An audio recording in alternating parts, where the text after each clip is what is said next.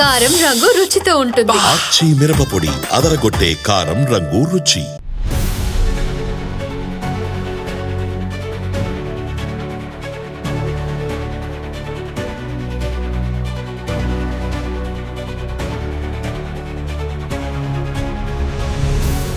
Hi viewers, welcome to ఆదన్ మరొకడం. నేను మీ ప్రసాద్.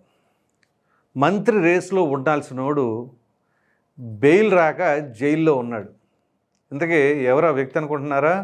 అదేనండి, గన్నవరం మాజీ ఎమ్మెల్యే అయినటువంటి వల్లభనేని వంశీ. ఈరోజు ఆయన్ని కోర్టులో హాజరుపరచడానికి బెయిల్ నిమిత్తం తీసుకొచ్చారు. ఆ విజువల్స్లో ఆయన చూస్తుంటే నిజంగా జాలేస్తుంది. ఎందుకంటే అసలు ఎలా ఉండాల్సినోడు ఎలా అయిపోయాడు. పైగా జగన్మోహన్ రెడ్డి ఏమన్నాడు, మంచి గ్లామర్ కింగ్ అని చెప్పేసి వల్లభనేని వంశీని అంటే చివరికి ఆ గ్లామర్ పోయి కాస్త ఇప్పుడు ఆ విధంగా అయిపోయాడు. సరే, ఇక ఇంతకీ మంత్రి కావలసినోడు ఏంటి అని చెప్పేసి దానికంటే ముందుగా ఇవాళ కోర్టులో ఏం జరిగింది అని అంటే, ఏదైతే ఆ యొక్క సత్యవర్ధన్ కిడ్నాప్ కేసుకు సంబంధించి బెయిల్ కోసం వెళ్ళిన క్రమంలో బెయిల్ రాలా.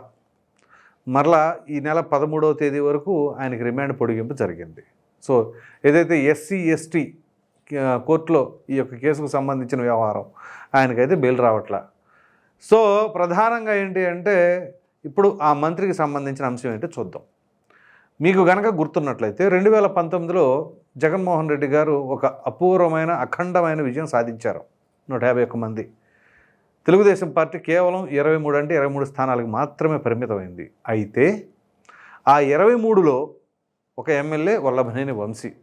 ఇదే వల్లభనేని వంశీ ఏదైతే గతంలో ఉన్నాడో అదే తరహాలో ఉంటే, అంటే ఈ విధంగా సొంత పార్టీలోనే లోకలో లేకపోతే ఎదురు తిరిగి మాట్లాడతాలు. సరే, ఎదురు తిరిగి మాట్లాడతామంటే అది వేరే విషయం. కానీ సొంత పార్టీ అధ్యక్షుడైనటువంటి ఆయన సతీమణి గురించే అసభ్యకరంగా అనుచిత వ్యాఖ్యలు చేయటం అంటే ఇక అది ఎంత హీనాతిహీనమో అర్థం చేసుకోండి. సో దానికి సంబంధించే కదా ఆయన పైన విపరీతమైన యాంటీ తెచ్చుకున్నది ఆయన. సో అంత గాలిలో కూడా, వైసీపీ గాలిలో కూడా అక్కడ తెలుగుదేశం పార్టీ గెలిచిందంటే గన్నవరంలో తెలుగుదేశం పార్టీకి ఎంత స్ట్రాంగ్ బేస్మెంట్ ఉంది అక్కడ.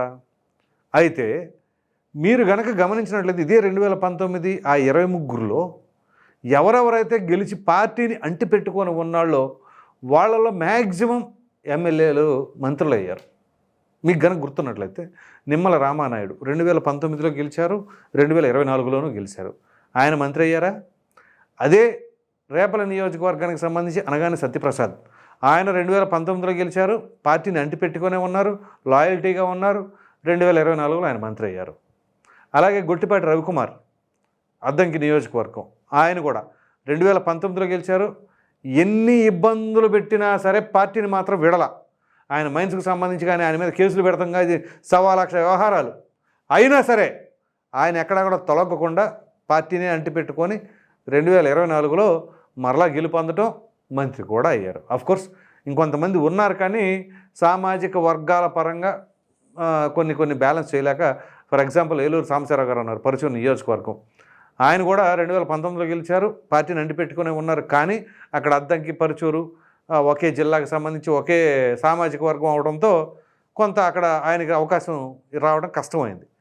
సో వల్లభనేని వంశీ కూడా అందుకనే ఒకవేళ ఆయన పార్టీని అంటిపెట్టుకుని ఇదే తరహాలో లాయల్గా ఉన్నట్లయితే ఖచ్చితంగా మినిస్టర్ రేస్లో ఉండేవాళ్ళు. అప్పుడు సామాజిక వర్గాల పరంగా ఎవరికి ఇచ్చేవాళ్ళు ఏంటి అంటే, మీకు గనక ఉమ్మడి కృష్ణా జిల్లా తీసుకున్నట్లయితే ఒకటి కొల్లు రవీంద్ర ఉన్నారు.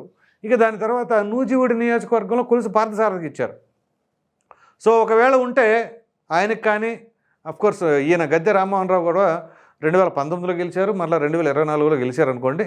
ఇక ఇక్కడైతే ఈ సామాజిక వర్గాలకు సంబంధించిన వ్యవహారం లేకపోతే మోస్ట్ ప్రాబబ్లీ వాళ్ళకి ఇచ్చే ప్రయారిటీలోనే ఉన్నారు. సో ఆ విధంగా మంత్రి కావాల్సిన వల్లభనేని వంశీ స్వయం కృతాపరాధం అంటారు చూసారా, ఆ తరహాలో సెల్ఫ్ గోల్ వేసుకొని చివరికి రాజకీయ భవిష్యత్తు కూడా శూన్యమైపోయిందా అనే పరిస్థితికి వచ్చేసాడు. ఎక్కడ వల్లభనేని వంశీ ఏ విధంగా ఉండేవాడు, ఇవాళ చూస్తే పరిస్థితులు ఏ విధంగా ఉన్నాయి, ఏ రకంగా ఉన్నాడు ఆయన. మరి కొడాలి నాని ఆయనకు మంచి జిగిరి దోస్తు. సో ఆయన వల్లనే కదా ఈయన వైసీపీలోకి వచ్చింది. ఇదే వల్లభనేని వంశీ గురించి కొడాలి నాని ఎన్నికలకు ముందేమన్నారు, మొన్న 24 ఎన్నికలకు ముందు లోకేష్ గారిని ఉద్దేశించి టచ్ చేయండి, ఎవరిని టచ్ చేస్తారు, వంశీని టచ్ చేస్తారా, నన్ను టచ్ చేస్తారా, లేదా ఇంకెవరైనా టచ్ చేస్తారా, ఎవరిని టచ్ చేస్తారో చేయండి అని చెప్పేసి అన్నాడు. మరి ఏమైంది ఇప్పుడు? మరి ఎవరు రాలేదే? వల్లభనేని వంశీని టచ్ చేశారు, అరెస్ట్ చేశారు, లోపలేశారు. ఇవాళ పరిస్థితి ఏ విధంగా ఉందో చూశారు. మరి కొడాలి నాని ఎక్కడ ఉన్నాడు? సరే మొన్నటిదాకా అంటే ఆసుపత్రులు పాలయ్యారు కాబట్టి అనారోగ్యంగా ఉన్నారు కాబట్టి ఓకే అనుకోవచ్చు. కానీ ఈయన అరెస్ట్ చేసిన క్రొత్తలో ఏమీ అవ్వలేదుగా, బాగానే ఉన్నారు. అప్పుడు జగన్మోహన్ రెడ్డి గారితో పాటు మాత్రమే వచ్చారు కానీ మరి టచ్ చేయి చూస్తాన్నప్పుడు ఏం చేయలేకపోయారే. సో రెచ్చగొడతాం వేరు, తీరా ప్రాక్టికల్గా ఆ సిచ్యువేషన్ వచ్చినప్పుడు దాన్ని ఫేస్ చేయడం వేరు.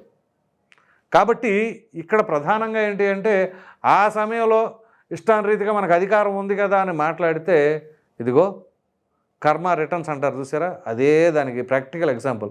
ఇవాళ వల్లభనేని వంశీ ఎన్నిటికీ ఎగ్జాంపుల్గా చూపించవచ్చు అంటే మన పని మనం చేసుకుంటే ఎటువంటి ఇబ్బందులు రావు అనడానికి కానీ, నోరు అదుపులో పెట్టుకోకపోతే తీవ్రమైన పరిణామాలు తప్పవని కానీ, ఇలా ఒకటి కాదు రెండు కాదు అనేక రకాల ఎగ్జాంపుల్స్ తీసుకోవచ్చు. లేదా అసలు ప్రజలకు సంబంధం లేకుండా ఇష్టానురీతిగా మనం మాట్లాడినా, ప్రజాసేవలో ఉన్నప్పుడు ప్రజలకు అనుగుణంగా మనం లేకపోయినా రాజకీయంగా మనం శూన్యం అయిపోతాము అనేదాన్ని కూడా ఒక బెస్ట్ ఎగ్జాంపుల్గా తీసుకోవచ్చు. సో ఇప్పుడు గత సరే జరిగింది ఏదో జరిగిపోయింది. ఇప్పటికైనా రియలైజ్ అయ్యారా? జైలు జీవితం అనిపిస్తున్నాం కదా, సరే జరిగింది ఏదో జరిగింది, ఇట్లా మరి భవిష్యత్తులో ఎప్పుడు కూడా ఇటువంటి వాటికి పాల్పడను అని చెప్పేసి అయినా ఏమైనా అనుకుంటారా? అదే రావాల్సిన పరివర్తన. అది రాకుండా ఎన్నిసార్లు జైల్లో పెట్టినా, ఎన్నిసార్లు బెయిల్ రాకపోయినా ఇంక ఏముంటుంది దానికి. కాబట్టి ఇక్కడ వల్లభనేని వంశీ అనే వ్యక్తి నిజంగా అప్పుడు 2019లో గెలిచిన తర్వాత ఇదే లాయల్టీని ప్రదర్శించి పార్టీ లైన్కి అనుగుణంగా కనుక నడుచుకున్నట్లయితే ఇవాళ ఆయన ఫ్యూచర్ ఎలా ఉండేదో బ్రహ్మాండంగా ఉండేది. సో ఆ 164లో ఈయన ఒకడై ఉండేవాడు. అఫ్కోర్స్ గన్నవరంలో గెలిచింది కూడా టీడీపీని అనుకోండి, కాకపోతే వీరు వారయ్యారు, వారు వీరయ్యారు. యార్లగడ్డ వెంకటరామ వైసీపీ తరఫున పోటీ చేశాడు 2019లో, వల్లభనేని వంశీ టీడీపీ తరఫున పోటీ చేసి గెలుపొందాడు. 2024 వచ్చేసరికి ఇటువారు ఇటు పోటీ చేసి ఏదైనా అక్కడ గెలిచింది టీడీపీనే. అది యార్లగడ్డ వెంకటరావు వల్లభనేని వంశీ అని కాదు, గెలిచింది టీడీపీ అక్కడ. సో ఆ ప్రకారంగా అక్కడ టీడీపీకి ఒక స్ట్రాంగ్ బేస్మెంట్ అయితే ఉంది గన్నవరం నియోజకవర్గంలో, దాంట్లో ఎటువంటి సందేహం లేదు. సో అటువంటి నియోజకవర్గంలో మరి ఆ విధంగా ఉంటూ చివరికి వ్యతిరేకతను మూట కట్టుకోవడం కాకుండా ఇవాళ సామాన్య ప్రజలకు సైతం మొహం చూపించాలంటే చూపించుకోలేని పరిస్థితి. సో అట్లా ఉందన్నమాట. ఎక్కడ ఉండాల్సిన వల్లభనేని నుంచి ఎక్కడికి వచ్చాడు, ఎవరిని నమ్ముకున్నప్పుడు ఎలా ఉన్నాడు, వీళ్ళని నమ్ముకుంటే ఎలా అయిపోయాడు, దానివల్ల ఏం ఒరిగింది. ఒక్కసారి వైసీపీ అధికారంలో ఉంది, ఆ 5 ఏళ్ళు కళ్ళు మూసుకుంటే అయిపోయేదిగా. జగన్మోహన్ రెడ్డి గారు అంటున్నారు చూసారు ఇప్పుడు కళ్ళు మూసుకుంటే అయిపోయేదని. ఆ తరహాలో వల్లభనేని వంశీ అప్పుడు కళ్ళు మూసుకొని ఉంటే ఇవాళ బ్రహ్మాండంగా ఉండేవాడు. మరి ఇదంతా ఎవరు చెప్తాం, సరే అంతే మొత్తానికి అదృష్టం ఉండాలి. ఇప్పుడు 2019లో ఆయన ఎమ్మెల్యేకి గెలిచాడు కానీ పార్టీ ఓడిపోయింది. 2024లోనేమో ఆయన ఓడిపోయాడు, ఆయన పార్టీ ఓడిపోయింది. అలా ఉంటుంది పరిస్థితి. సో ఏది ఏమైనా కానీ వల్లభనేని వంశీకి అయితే మాత్రం చాలా గడ్డు కాలం. ఇక భవిష్యత్తులో ఆయనకు బెయిల్ ఎప్పుడు వస్తుందో కూడా ఎవరికి అర్థం కాని పరిస్థితుల్లో అయితే ఉండిపోయారు. ప్రధానంగా ఆయన నడుస్తున్నప్పుడు చూసారా, ఆయన నడిచే నడక కూడా చాలా వీక్గా నడుస్తూ ఉన్నారు. అఫ్కోర్స్ కొంచెం హెల్త్ ఇష్యూస్ ఉంటే జైలు అంటే ఆషామాషిగా ఉండదు. ఎందుకంటే వీళ్ళు మొన్నటిదాకా కూడా విలాసవంతమైన జీవితాలు, లగ్జూరియస్ కార్లు, హ్యాపీగా మంచి బెడ్ మీద పడుకోవటాలు కానీ, సోఫాల మీద కూర్చోవటాలు కానీ, ఏసీలు, హెల్తీ ఫుడ్ అన్నీ ఉంటాయి. కానీ ఇక్కడ అది ఆ పరిస్థితి కాదు కదా. జైల్లో పెట్టిన ఫుడ్డే తినాలి. అక్కడ మొన్న హెల్త్కి సంబంధించి బెడ్ అడిగారు కాబట్టి ఆ బెడ్ ఒకటి ప్రొవైడ్ చేసినట్టున్నారు. అతనికి ఏదో డిస్క్ ప్రాబ్లం కూడా ఉందట. సో ఇవాళ ఇవన్నీ కూడా అనారోగ్య సమస్యలు తలెత్తిన తర్వాత ఆటోమేటిక్గా ఎవరికైనా జైలు జీవితం అంటే చాలా కష్టతరంగానే ఉంటుంది. ఇవాళ కుటుంబ సభ్యులు, సొంత బిడ్డలు, వాళ్ళ పరిస్థితి ఏంటండి? తండ్రిని చూసుకోవాలంటే ఇదిగో అప్పుడప్పుడు ములాఖత్ తీసుకుని వెళ్ళవలసిన పరిస్థితి. ఇక భార్య పరిస్థితి అంటారా, అనుక్షణం భర్త గురించి ఆలోచిస్తూనే ఉంటుంది కదా ఆవిడ. సో ఇవన్నీ మన కుటుంబ సభ్యులు అనేదే ముందు. ఆ తర్వాత ఈ రాజకీయాలు, విమర్శలు, మాటల దాడులు, అనుచిత వ్యాఖ్యలు, ఇవన్నీ కూడా. ఆ అనుచిత వ్యాఖ్యలు చేయటం వల్ల ఏం పొందారు మీరు? శిక్షలు పొందారు. ఇవాళ జైలు పాలైపోయారు. ఒకళ్ళు కాదు, ఇద్దరు కాదు. ఇవాళ జైలు జీవితం అనిపిస్తున్న వాళ్ళందరూ కూడా ఒకసారి అది రిమైండ్ చేసుకోవాలి. మనం ఎందుకు తొందరపడ్డాం, ఎందుకు మాట్లాడాము, తొందరపడి మాట్లాడటం వల్ల మనకేం ఒరిగింది, చివరికి ఇది దుస్థితి. ఇవన్నీ కూడా ఎగ్జామిన్ చేసుకుంటే భవిష్యత్తులో అయినా సరే ఇటువంటి పొరపాట్లు జరగకుండా చర్యలు తీసుకునే వాళ్ళు అవుతారు. అలా కాదు మేము ఇంతే, మా నైజం ఇంతే, మేము ఎట్లాగా మాట్లాడతాం అనుకుంటే దానికి ఎవరూ ఏం చేయలేరు. ఇది మొత్తానికి పరిస్థితి. ఈ వీడియో కనుక మీకు నచ్చినట్లు లైక్ చేయండి, షేర్ చేయండి. అదేవిధంగా మంత్రి రేసులో ఉండాల్సిన వల్లభనేని వంశీ ఇవాళ బెయిల్ రాక జైల్లో మగ్గిపోతున్న దానిపైన మీ అభిప్రాయాన్ని కామెంట్ సెక్షన్లో తప్పకుండా తెలియజేయండి. Thank you.